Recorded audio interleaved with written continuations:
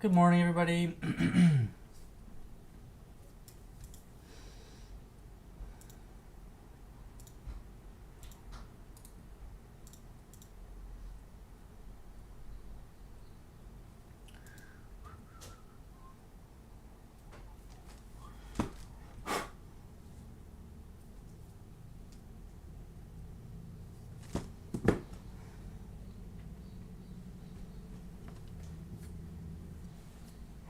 Excuse me.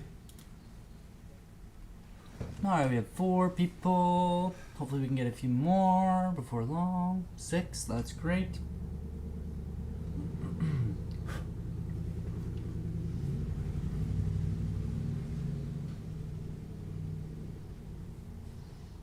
The sun just came out. That's kind of nice.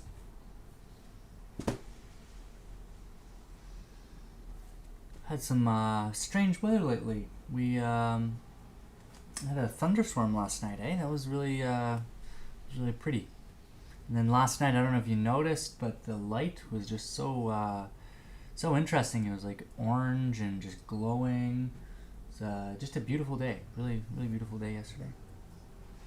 What we're going to do today is just look at this curriculum review document that I've been talking about. You may notice it's incomplete. I'm just going to show you what I have so far, just so you can get an idea of what it looks like. Yeah, this may help for your topic map, just because I've got a lot of topics on here, and yeah, that's what I want to do with you today, is just go over this curriculum review document. I'll show you what I need to complete. I was hoping to get that done over the weekend, but I was just a little overwhelmed with marking, so oops, I do not want to do that. So I was unable to complete this document, but it shouldn't be too much longer now. So yeah, we'll go over it and I'll show you what's on it, and that's what we're doing today. So yeah, hopefully we'll have just a few more people in the coming minutes, and then we'll get started.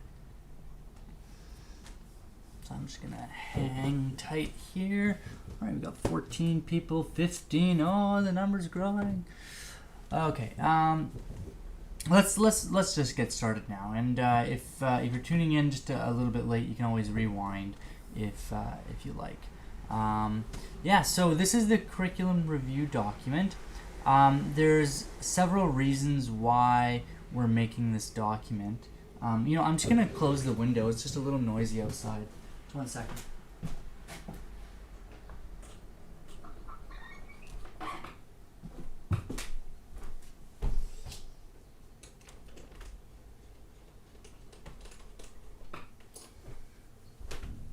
Okay. It's nice to have some fresh air and stuff like that, but there's a little bit of commotion out there, so I find that distracting.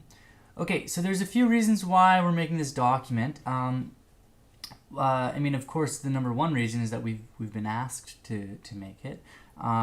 So I've mentioned this several times before in previous videos, but the idea is this is intended to give you an idea of what we did this past year, and that's for several reasons. The first reason is just it's a good thing to have, and you probably would get something similar to this anyways, but it would be in the format of some kind of, final exam review document sort of thing. But then again, that would look a little bit different than this. This is very specific. So one of the reasons why you would have this is just because of all of the remote learning. It may have been unclear what the topics of this class are. Now, in your case, since you're in the Grade 9 Advanced program, the majority of the class was done in first semester. Second semester makes up 1/3 of our time, right? Because you had math every single day in first semester, and you had it every second day in the second semester. So the majority of the class has been done already. That said, it's still a good idea to go over some of the topics that we've gone through over the year and just be very clear about what the expectations are for grade 10, right? So you want to make sure that if you're going to go into grade 10, especially if you're going into grade 10 advanced, that you are able to do all of these skills.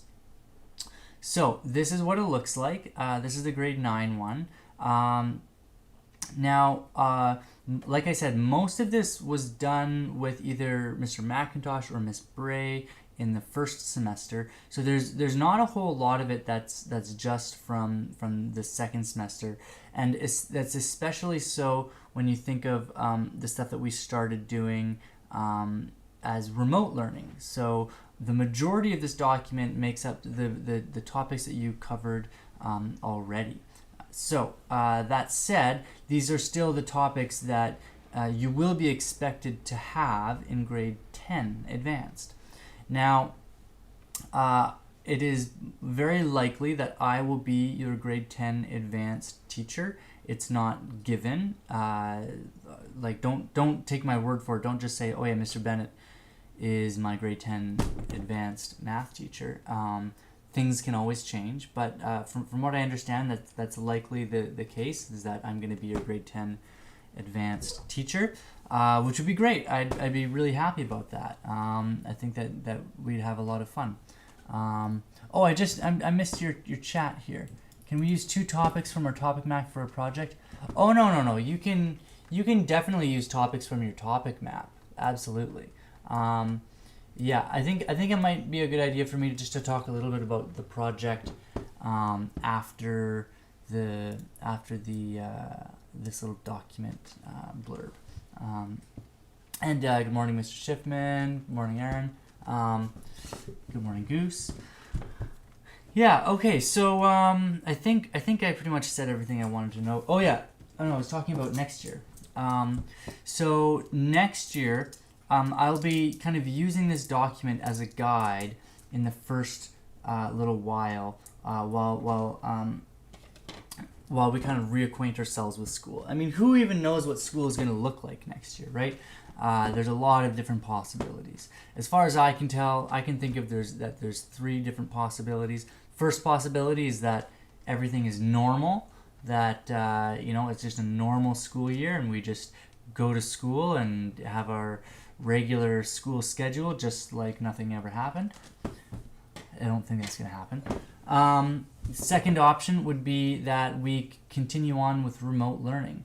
And Goose is just covering up her little tail with the camera. Hi, Goose. Yeah, she really wants attention right now. Yeah, the other option is that we continue on with remote learning, that the pandemic is continued, and that we that maybe we're in the middle of the second wave or something like that, right? And that no one can come to school or anything like that, kind of like how we are now. And then the third option that I can see is some kind of combination of the two, right? That we've kind of figured out a way, and we're kind of experimenting with that now, right? I mean, teachers are in school. In some school divisions, students are back at school as well, right? So we're kind of experimenting with that right now. And yeah, we that could be the third option, is that it's some kind of combination. So maybe students come every second day or something like that. So in any case, what I'm trying to say is that next year I'll be using this document as a guide to sort of I'm gonna sort of think of different ways of having some assessments at the beginning of the year. Nothing that's like worth marks, for your report card or anything like that.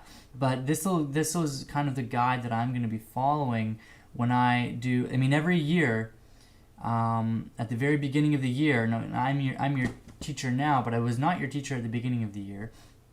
At the beginning of every semester, or like if it's a new class, I always do a diagnostic assessment. And what that is it kind of gives me an idea of what your skills are coming into the class. And basically what it is it's like a test that's not worth any marks. And the content of the test are the skills that you are expected to have at the beginning of that year. So like if you're, like for example, at the beginning of this year I was teaching grade 7, and I gave them a test that covered all the material from grade 1 all the way up to grade 6, right? And that gave me an idea of what skills that they have. Actually, come to think of it, the test actually had stuff all the way up to grade 8, just in case somebody knew math in the grade 8 level. But that was not, yeah, that's besides the point. The idea is that next year I'll be I'll be giving students a test at the beginning of the year that covers all of this material, and I mark it a little bit differently than I normally mark. For one, I don't give back those tests. It's not the kind of test that needs feedback because it's material that you are expected to have already known. So so you don't get that test back. You don't even know what your grade is. It's just for my information. So yeah, and then what I do is I mark it and I put it on a spreadsheet, and then I analyze the data, and then I get a sense of which topics students are really good at, which topics we need more practice with, etc. So that's kind of what you can expect.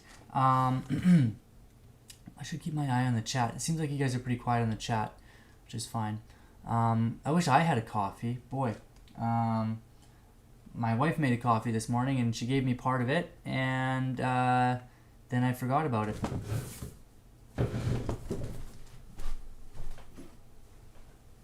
Hey, look what I found. Man, talk about, what do you call it, serendipity or manifesto? Something like that. Yeah, that's just what I need. I'm a little tired. Okay, so yeah, I think that's enough sort of rambling. Why don't we just jump right into the meat of this? So you've probably been able to see the topics that are on here already. Yeah, I won't bother reading the little introduction for you because it, I mean, for one, you can read. So you've probably already seen this. Where the heck is my little thing?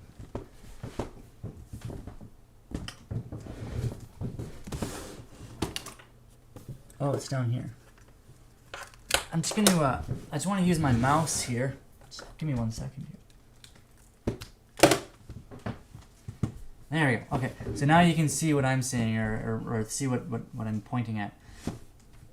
So yeah, this little intro is just kind of giving you an idea of what the document is.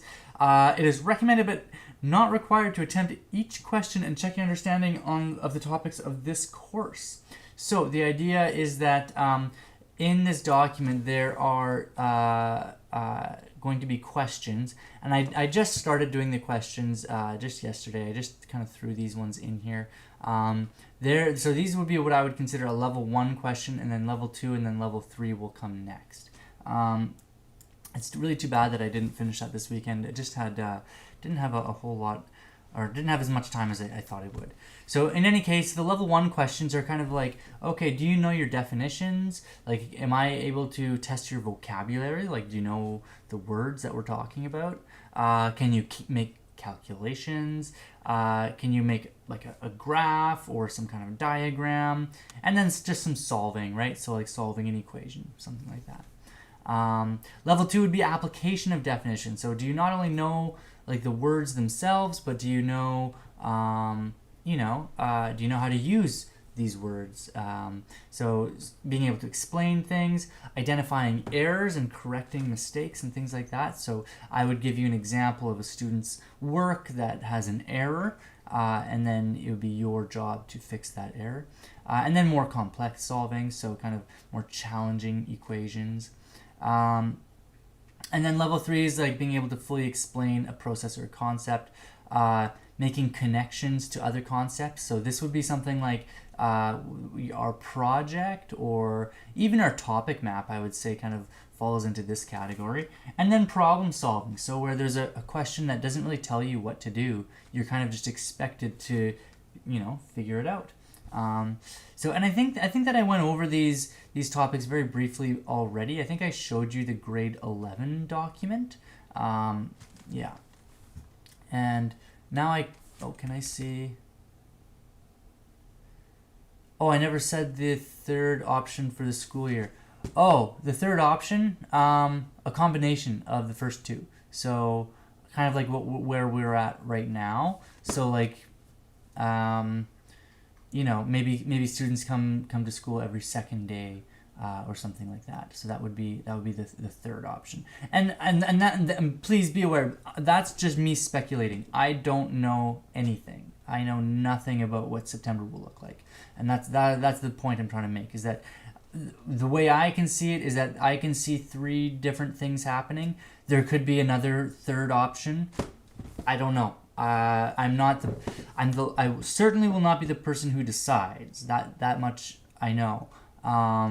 But just from the conversations that I've had with my other colleagues, and from things that I've read on the internet and hearing on the radio and things like that, those seem to be the 3 options that I've heard people talk about.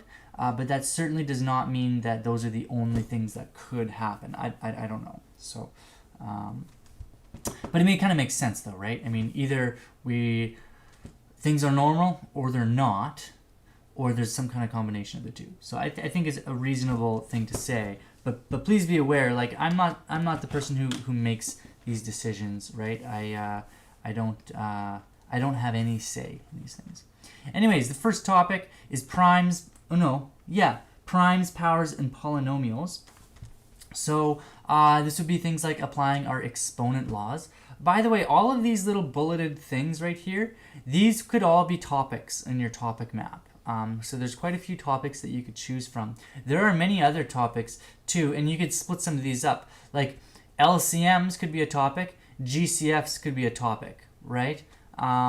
Square roots could be a topic, cube roots could be a topic, right? Radicals could be a topic, right? Even though radicals are pretty much just about square roots and cube roots, right? So there's a lot of different topics on here that you are more than welcome to use on your topic map, or for topics in your project, either.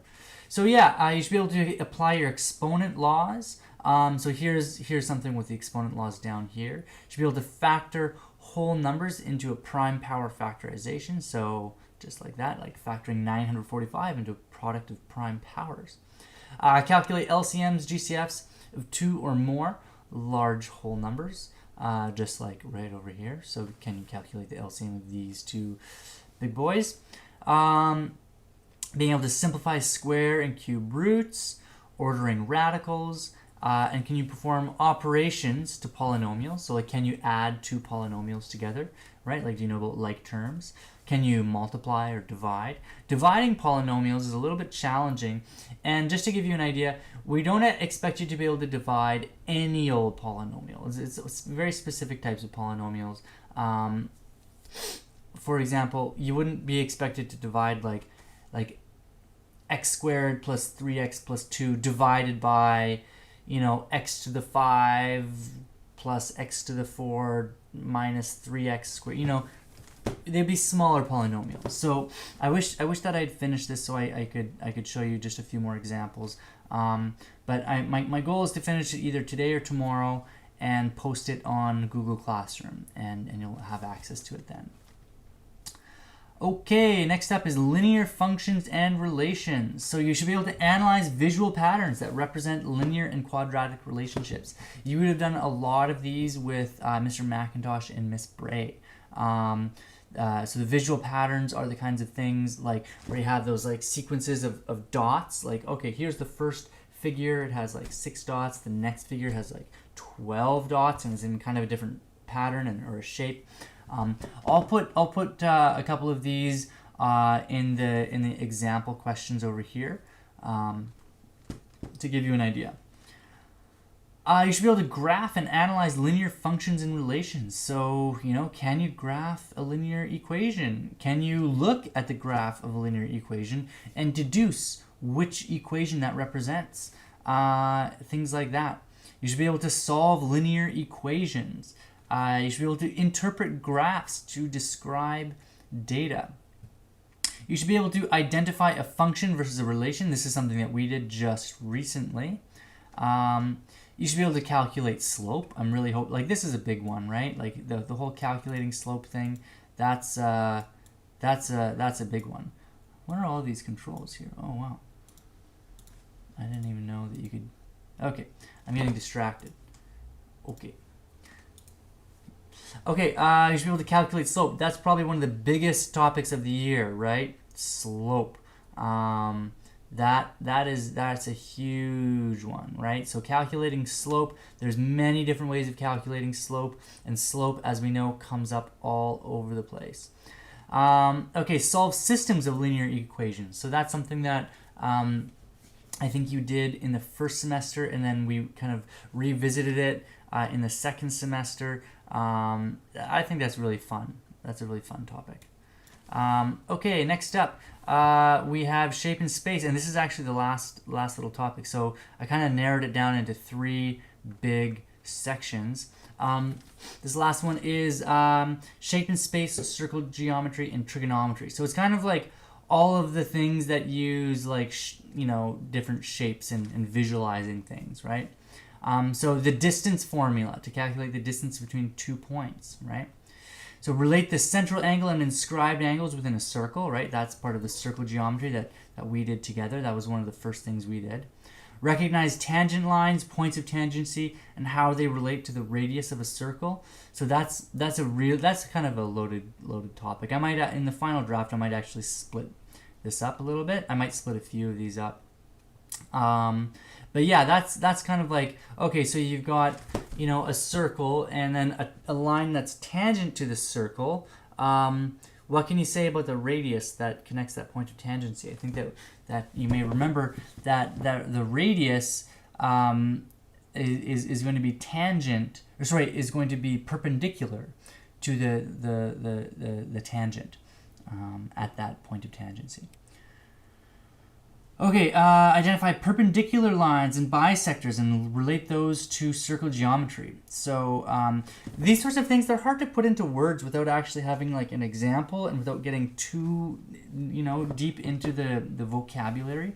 But yeah, the idea is if I have a chord and I bisect that chord, then the radius goes through that chord, then we have some perpendicularity going on there, so that the radius meets the chord at 90 degrees if the radius cuts the chord exactly in half, right? That's an if and only if statement, right? So I might add just a couple of things on here as well about logic, because we did do a lot of exploring into logic. That's something that I like to think is one of the more important things in mathematics, is an understanding of logic.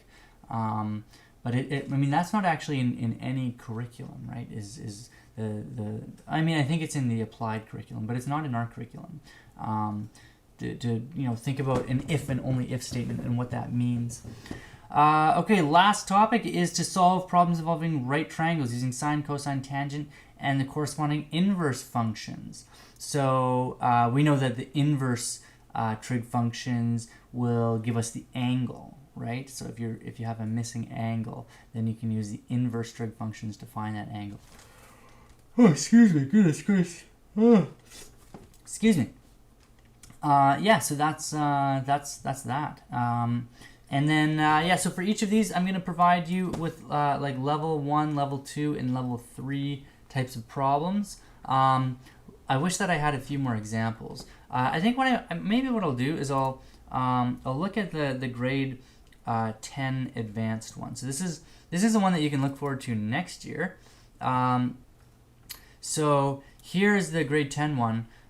So if you're going to be in grade 10 advanced, hi Goose.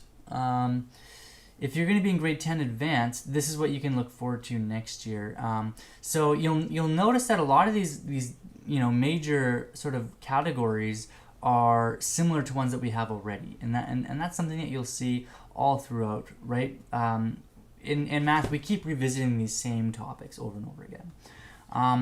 So yeah, you should be able to analyze visual patterns. We have that exact same one. Factor quadratic expressions. You guys actually already know how to do that. That's the same thing as factoring a trinomial.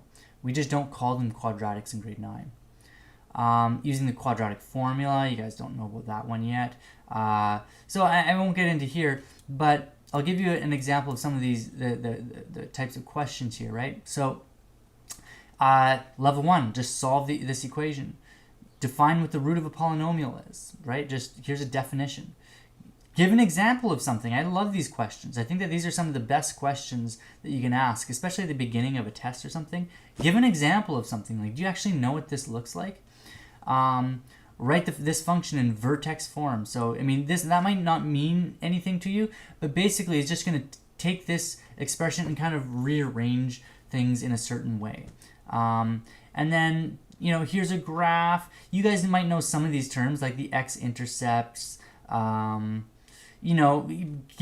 make the equation. These are all different properties of this shape. This shape here is called a parabola, and these are different properties of the parabola. So just basic, like, here's a shape. Do you know what this word means, right? Okay, and so two numbers have a sum of. So, I mean, I'm not going to get into the nuts and bolts of this question, but this is a word problem, right? And in fact, I think this is actually something that you guys would be able to answer.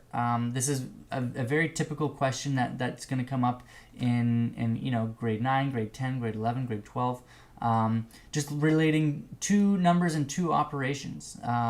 So the numbers are 9 and 20. The operations are addition and multiplication. Okay, a student thought that this equation has no solutions because the quadratic equation is not factorable. So kind of like, okay, so this is, I guess, what we would call one of those correction questions. So a student made a mistake. What's their mistake? This is kind of applying a definition. So explain how the discriminant plays a role in the blah, blah, blah, blah, blah, blah, blah. So discriminant is the definition. Can you apply the definition? Do you know why that definition is relevant? So identify the end behavior. So this is kind of more of an abstract question, and don't use technology, right? Can you do this without using a calculator? Okay, level 3 is like, you can really see that this is the kind of question, like, if we were at school, this is the kind of question that I would want you guys to work on together at the whiteboard or something, kind of like a deep problem solving kind of a question. So, for which values of k does this equation have a single solution, two solutions, right? This might not mean anything to you because you don't really know about quadratics and how you can have more than one solution or no solutions, but the idea is that this value of k is going to influence the number of solutions that we have, and we don't really have a specified algorithm that shows us how to do this. You kind of just have to use some problem solving. Okay, so here's kind of an explanation question. So I'm giving you the roots of this equation. I mean, you guys don't really know what roots are, but the idea is that I'm giving you some information, and then you kind of have to fill in the blanks. And then here's another example of something, but it's a really challenging example, and it really just sort of tests your understanding of some of the vocabulary and the definitions that we've learned in the Grade 10 Advanced program. So that's kind of a good example of like level 1, level 2, level 3, and you can kind of expect these for all of them. So yeah, I mean, even in this one, systems of equations and inequalities. So systems of equations was something that we had as just like one little skill on a big category, but in grade 10 it becomes its own category, and it becomes there's a lot of different questions that you can ask. So I just thought I'd show you this because a lot of you, I think, are considering grade 10 advanced next year. These are the kind of things that we'll be going over. Now, I mean, I probably shouldn't even be showing this to you because it may seem overwhelming, right? But keep in mind, like, you have a whole semester every single day to learn this stuff, and I'll show you what all these things mean. I remember, like, when I was in university, a lot of people would drop a class. A lot of people would drop a class on the first day because they would look at the syllabus, like the course outline, and there'd be all this stuff, and they go, "Oh, there's no way I'll ever be able to learn that." It's like, come on, like, you have a whole year to figure this out, or half a year, right? Like, give it a chance, right? So I'm hoping that by me showing this to you, this isn't discouraging you. I hope that if anything, it's inspiring you to say that, hey, at the end of next year, I can know what all this stuff means, right? I can know this. So yeah, hopefully that's the effect. And then you can see here that we've got all of these documents for all of our classes at Grant Park. So all the teachers have access to this, so we're all working on this. Hi, Goose. We're all working on this, and we can look at each other's documents, and that's kind of the idea of this document, is that we're all kind of sharing kind of the skills that we've expected our students to have. And I'm kind of surprised that we haven't done this sort of thing before. I mean, that is kind of the purpose of a curriculum. But the thing about curricula is that people interpret the curriculum a little bit differently, and I think the most important part is the actual questions, like these questions here, because you can interpret something in the curriculum and then have a completely different type of question than a different teacher. So this is kind of like a documentation. Okay, Goose, no, you can't walk on the keyboard. This is kind of like a good documentation of all the things that we've done, and yeah. So stay tuned for that. I guess we're at about 30 minutes now. I'm gonna why don't I talk a little bit about the project, and then we'll go. So let me. Oh, actually, I shouldn't show that. It's got people's names on there. Okay, I don't really have anything else to show here. Here's that, and then do I have? I don't know what to show you guys. I don't know where your grade 9 thing went. How about here? I'll show you the stuff that I'm working on. Just put that in the background. Here we go. This is my textbook for my class, and I've got some nice little notes in there. So this is what my notes look like. Okay, and Goose she has this weird thing. She really likes oral fixation, like on her lips, like rubbing it against things. So she's just rubbing her face against my iPad and scrolling up. It's kind of weird, Goose. It's kind of weird. Okay, so for the project, I think a few people are still a little bit stuck. So if you're feeling a little bit stuck, this is what I'd like you to do. I'd like you to go over that curriculum review document that we just went over. And look at that, Kieran's just over there watching us. I'd like you to no, Goose, you can't do that anymore. Okay, that's enough. I'd like you to go over this video and look at the different topics. And when I say topic, what I mean is the different skills that I expect people to have. How do you get to it? How do I get to what? Okay, so I'd like you to go over the video that we're in the middle of right now, and then look at the different skills that I've had. Oh, by the way, this is wrong. Right here, that is incorrect. There are not 20. I thought about that one wrong. Just rewatch the stream. I'll be posting a PDF once this is complete. I'll be posting it, like I said, hopefully either today or tomorrow. So tomorrow at the latest. So for now, you can just look at the video and just kind of go over the different topics. I want you to find two.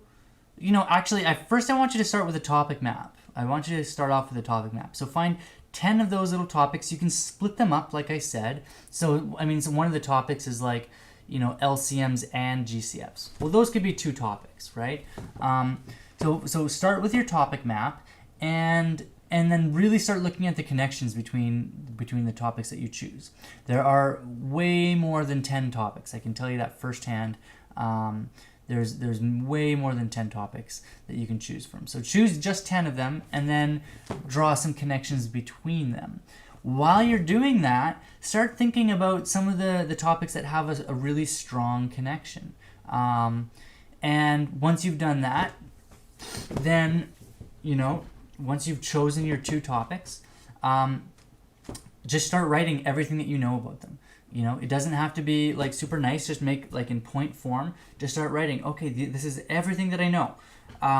So I think one student, so a student in grade 10 actually handed it in already. which is awesome. I was really happy to see that. And what she did was it was great. And I don't want to just show it to you because then when you show students work, then what tends to happen is that people will just sort of use that as a template. And I don't want to do that. But hopefully you can find my description of it inspiring. So what she did was she kind of split it up. So she had each topic, she had kind of 2 columns. Actually, I won't even tell you how it looked because I don't want you just to copy it. I kind of want you to think of your own way of presenting this information. What she did was she had, for each topic that she chose 2 topics. And for each topic, she wrote all of like the technical information about it, like all of the how-tos, all of the definitions that you use for that sort of thing, some examples and things like that. And then she had like where this is used in the real world, and she didn't go like into great detail about each thing, but she just listed, okay, so this is going to be used like in engineering, and this is going to be used in computer science, and she listed all these different things that you could see in the real world, and she did that for both topics. And then at the end, she gave an example of where the 2 topics sort of intersect, and she sort of basically what she did was she gave an example. So she created her own math problem where you needed both topics. You needed an understanding of both of those topics. So you're applying your knowledge of both of those topics, and it was great. I was totally thrilled by that. So yeah, you can kind of think of the project in that way. So start off with a topic map. Really, get your hands dirty. Think long and hard about all the different topics that we did this year and how they're related and that kind of thing. And then find 2 topics that you find to be very closely related, and then write about them. So that's I think that's as much as I'm going to talk about today. So like I said at the beginning of the stream, if you started a little bit late, maybe just watch the whole thing through, or at least watch the first few minutes, because we did talk about that document at the beginning of the stream. And then again, I've spoken about it several times since, so maybe you don't have to watch it from the beginning. But anyway, I better put my mouse back onto my computer so I can end the stream. Here we go. Okay, so yeah, if you have any questions, let me know, and I will talk to you guys on Wednesday. So I hope you had a good weekend. I know I did. I had a good weekend. I went to the protest on Friday, and it was extremely moving, and made me really think a lot about where our country is, and where the world is in terms of racism and things like that, and really made me think a lot about my own teaching practice and maybe some of the things that I can do to combat racism in our country, and in our neighborhoods, and in our schools, and in our life, and just the way we think about things. And so I hope that you've kind of been following along with the turn of events, and I hope that you're able to participate in all the ways that you can, with respect to activism and asking questions and sort of challenging yourself. And I know that that's what I've been up to. And I guess I'll talk to you guys on Wednesday. Bye bye.